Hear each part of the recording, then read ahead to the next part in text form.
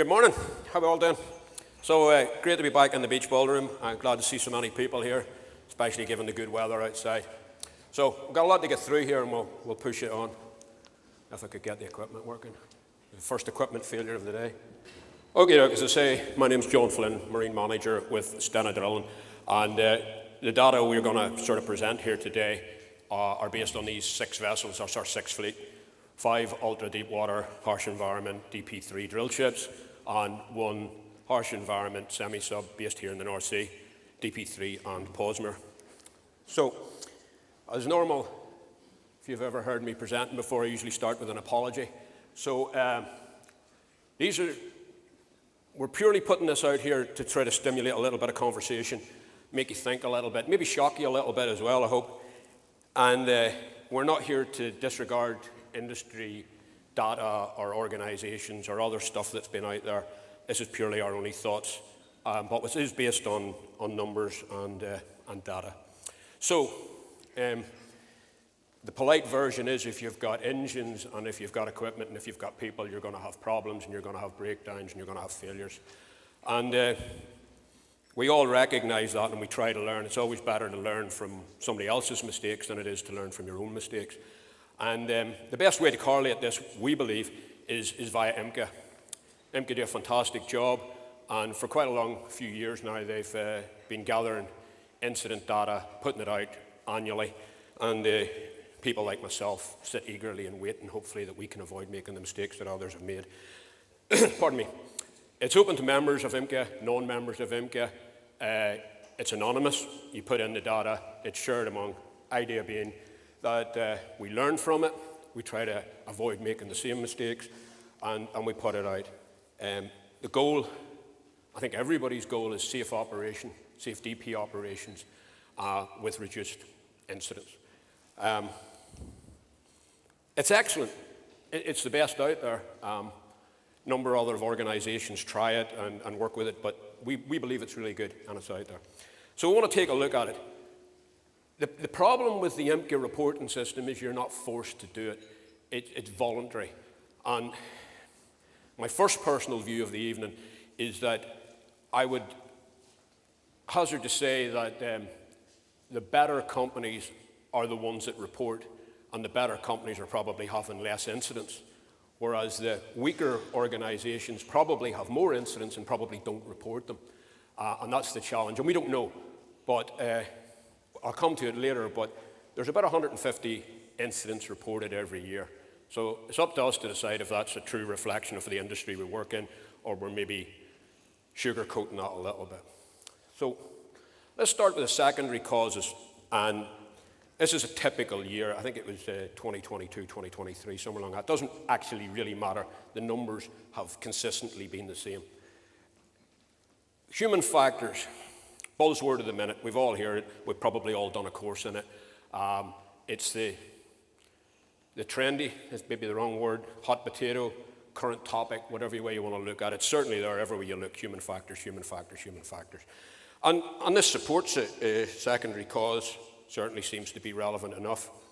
IMCA state in this document themselves, in their own summary, that IMCA recognizes that human factors are a significant contribution to DP station keeping events. Fair enough. They're the experts. Who's going to argue? Well, I am. So, when we look at the main causes, and we look at this again, human factors doesn't come into it. Human factors is 0. What we're looking here is 116 systems error. By far the furthest is propulsion and thrusters, whether that be direct drive or independent thrusters. 116. So my question to you guys, it seems to be a trend this morning that we're putting questions out, more questions than answers, is it fair to say that human factors is the problem when there's something already broke before the human steps in to make a wrong decision? I don't need an answer, actually. It's a rhetorical question. So, and you'll hear me refer to a number of times here today in COVID 2020. It's a major keystone. It keeps coming back up and keep coming back up. Everything changed in 2020, and we're not over it yet. So when we started going back to work after COVID, we noticed that we felt we were having more issues inside the 500-meter zone.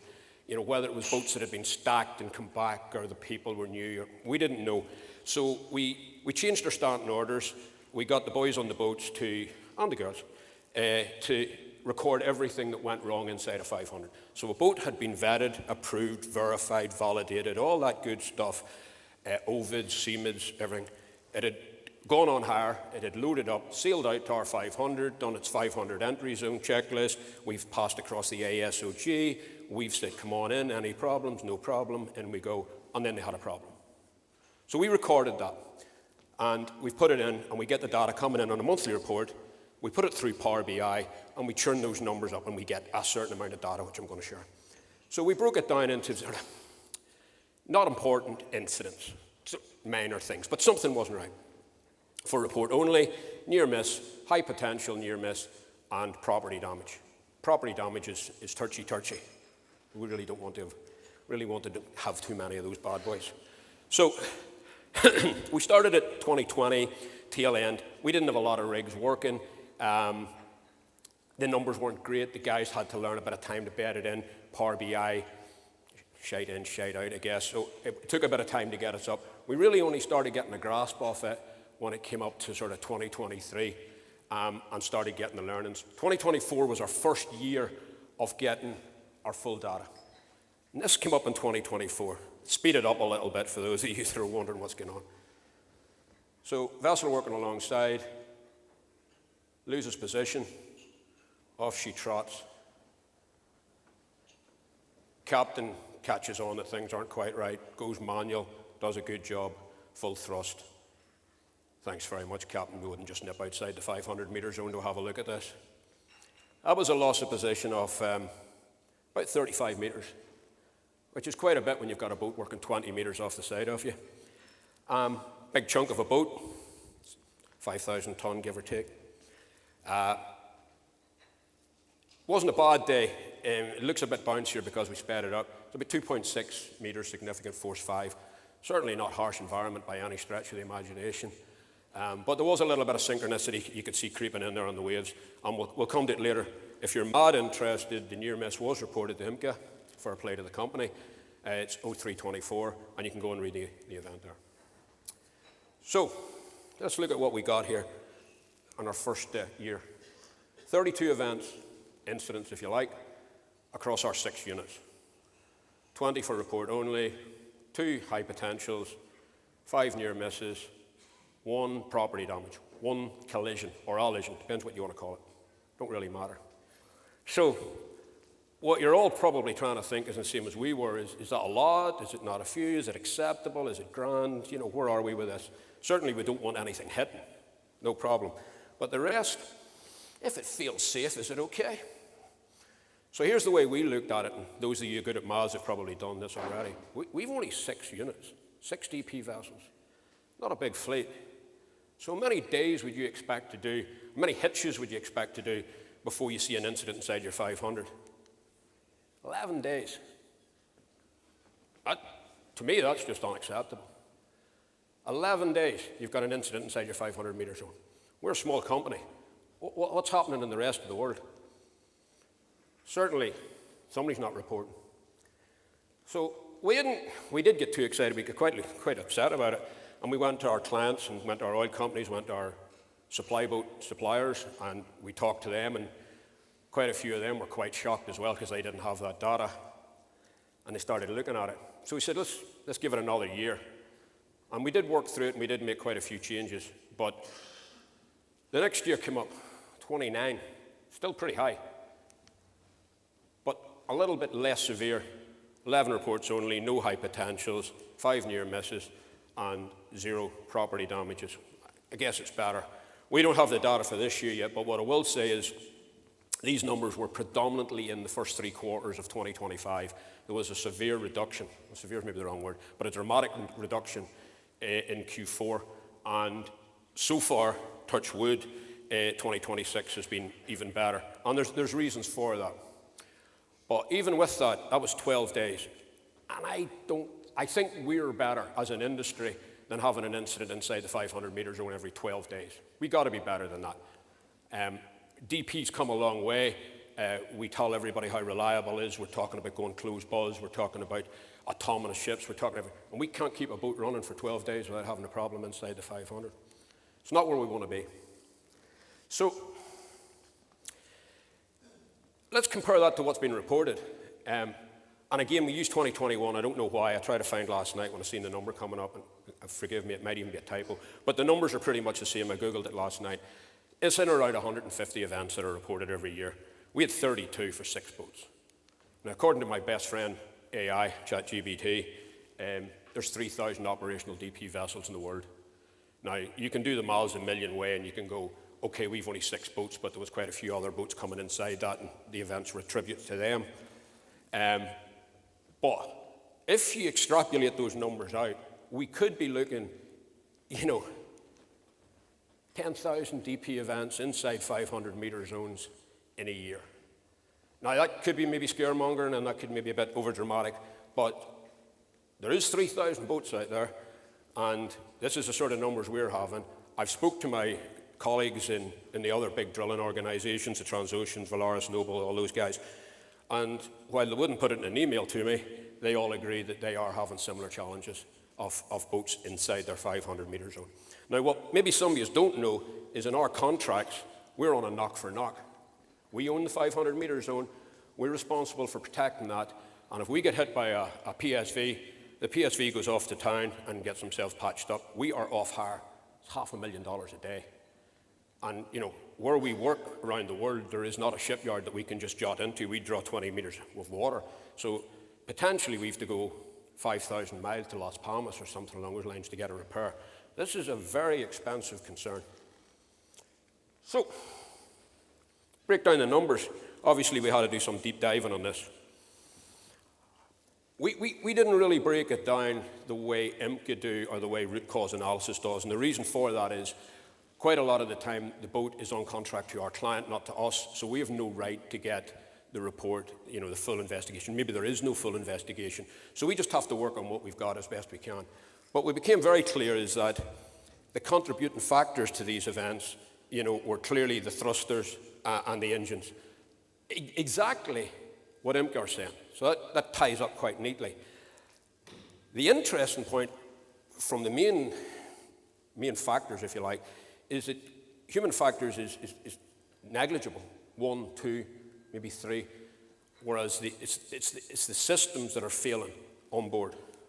So it's good for us. It means our data ties in with industry data, so that's good. So what are the reasons?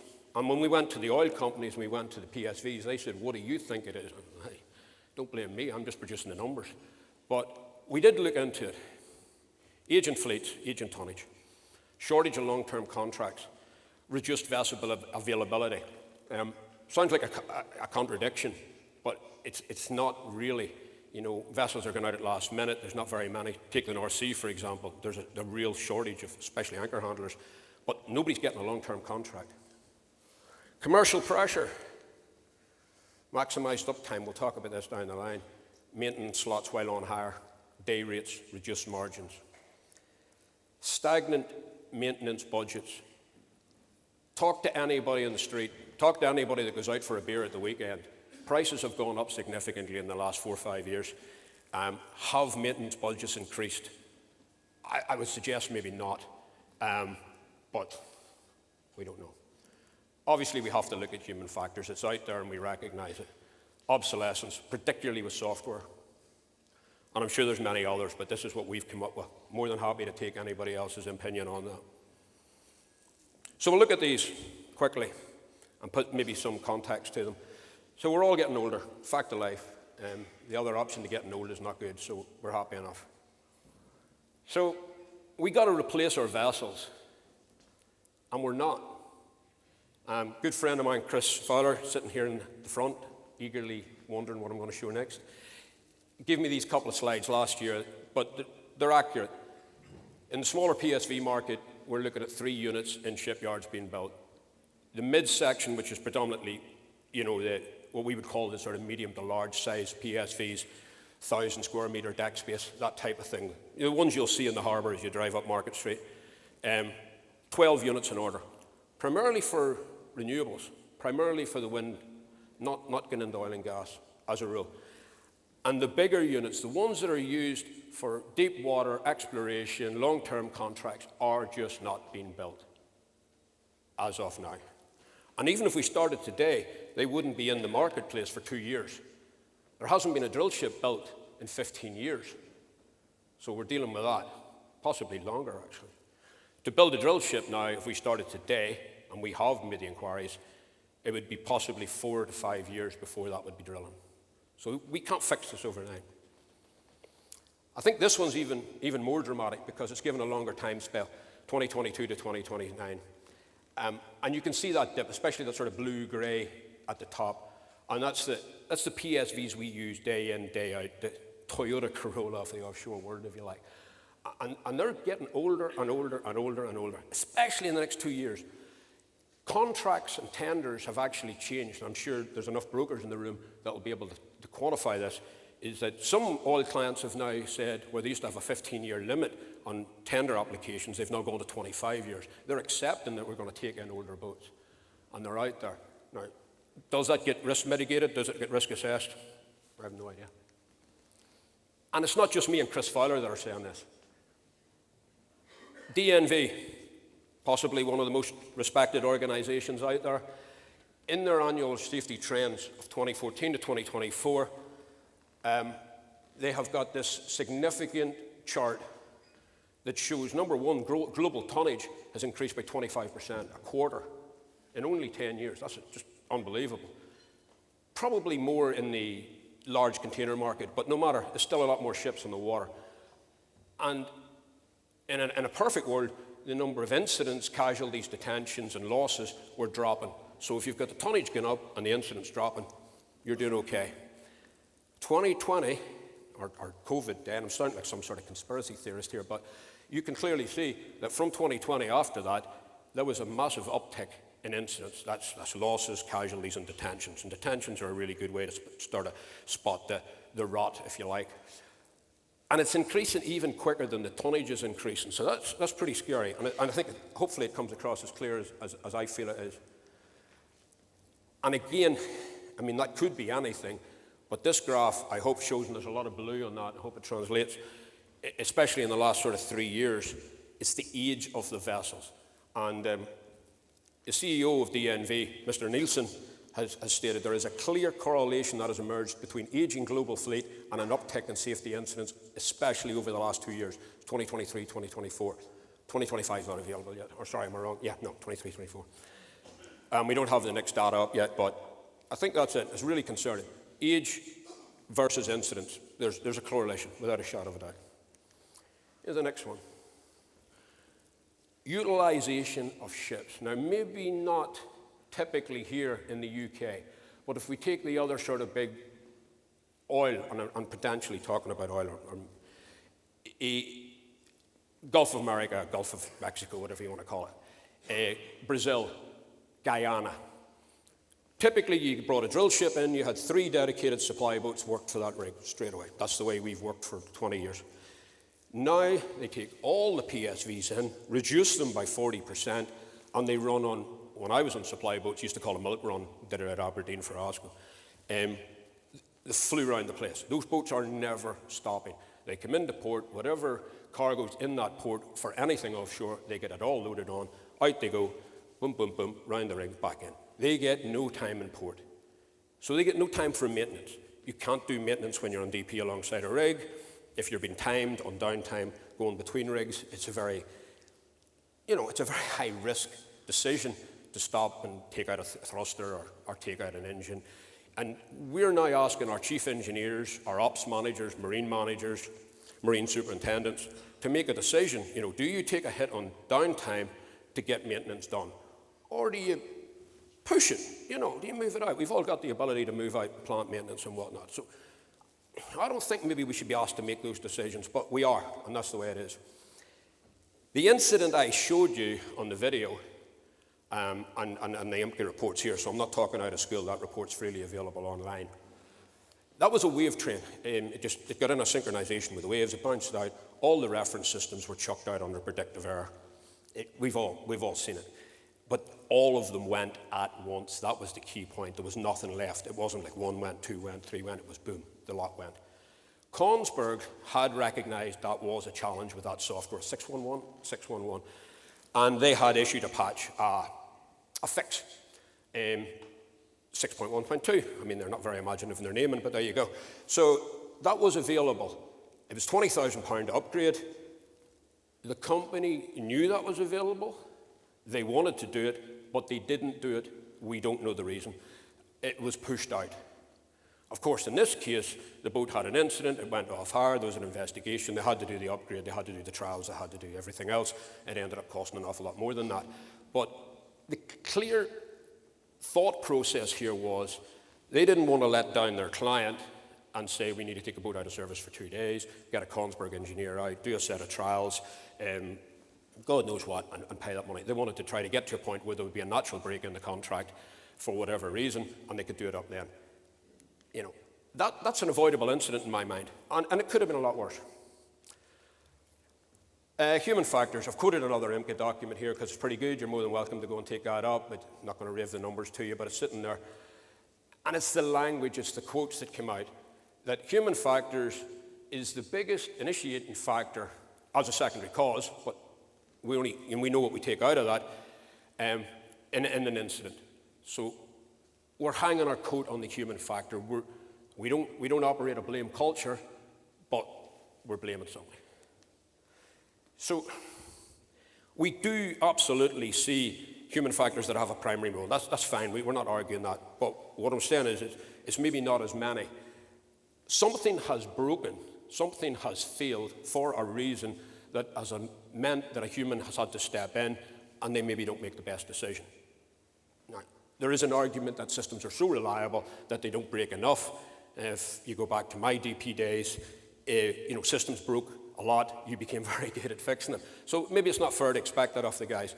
The other side is it easy to replace a human? So if your boat breaks, you go outside the 500-meter zone, you go, yeah, one of the guys made a mistake. We've released them now. We've got somebody new in, and it's fixed. So is it fair?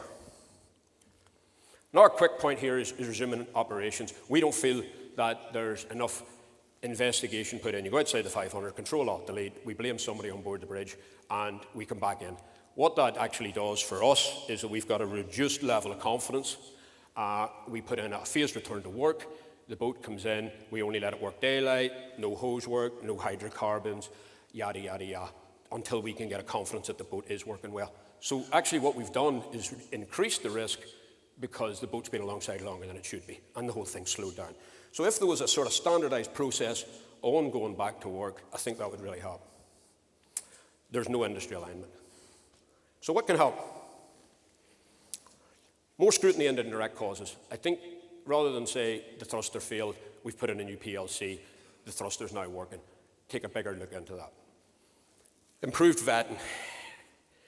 More and more people are doing desktop studies. We read the OVID, we look to see if they've closed them out. Go on. You cannot beat a subject matter expert or somebody who's been about for a while, been down on that boat, boots on the deck. You can't beat that. You get a good feeling for everything. I mean, I'm not going to get into the continued professional development and how we feel that maybe improving the industry is an app on your phone. I mean, that's freaking ludicrous. So we can get a boy down and talk to the DPOs, see how they work, see how they gel as a team. You will get a feeling really, really quickly on how that sort of boat's going to operate. Erosion about that time, I think this is very practical, but getting it across the line is nearly impossible, including maintenance periods inside a contract, allowing the guys to get some work done on board without having to make a decision to take a non-productive day. A non-productive day in drilling is $500,000. That makes even the simplest of jobs very, very expensive. So the tendency, again, is to push that out. So, in conclusion, I'm with Alex hovering on the wings. We recognize that human factors do play a large part in events, but something has failed before they get to play that part. Is it then fair to judge them on coming in? Now, maybe that's like blaming a firefighter when somebody started a fire, I don't know. But these instances, and we're hearing more and more talk, especially from the DP manufacturers, on autonomous ships, we don't need DPs on board the bridge. Well, we do need DPs on board the bridge because your equipment keeps breaking. Now, we need to find the reason for that, and that's where we're coming from. So if equipment was more reliable, humans wouldn't need to pick in, but the human still needs to be trained and competent to take over when that equipment fails. And that's me done. What I always do is put a couple of inspirational quotes because there's people out there knowing more about it, but they can also support what I'm talking about. So IBM, machines should work when people should think. I think that's absolutely fantastic. And Sidney Dekker is probably the world's #1 renowned chappie on human factors. And he says human error is not the cause of failure, it's the fact of deep trouble. And I think maybe that captures exactly where I'm trying to come from, which would have saved you 25 minutes of your life. But we wanted to put the numbers up there. So I don't know if we have time for questions, but I really do appreciate your time and listening. I hope you've got something to think about. I am here and more than welcome to take any questions at lunchtime or whenever. Thank you very much. You do have time for questions, huh? You do have time. Oh, go for it.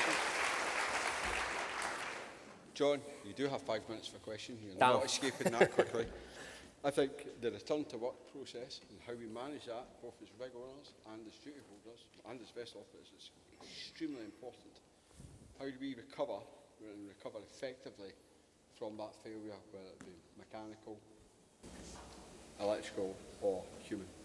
I think it's really important that we take the time, once we've established what that root cause possible would be, to assure ourselves that all avenues have been and everybody's happy to go back to work. Which in a utopia is absolutely fine, Alex. I get that. Unfortunately, we work in a drilling world or a production world, and the most important drilling part in the entire universe is always on the back of that boat that's just broken. And that boat's needed back in, and there's a crew change, and so there is a challenge with that. And of course, you've got the vessel owner that's saying, we did the Control-Alt-Delete, it's fine, it's just a glitch, and we're good to go. So I think there is that, and it takes, like everything in this industry, it takes a person who's willing to put their head above the parapet and say, no, stop, and calm. And I think we mentioned it earlier with the helicopter. It does take somebody just to come and go, hold on, stop that, let's take a look at this and make sure. Because you would save the time, as I say, our return to work is very phased, and it definitely elongates the problem. So you probably lost that time anyway, just in a different timesheet, So yeah, that's a challenge for sure. I also think it needs to be led from leadership ashore to enable the masters and the people at the coalface to feel empowered to make those interventions where required.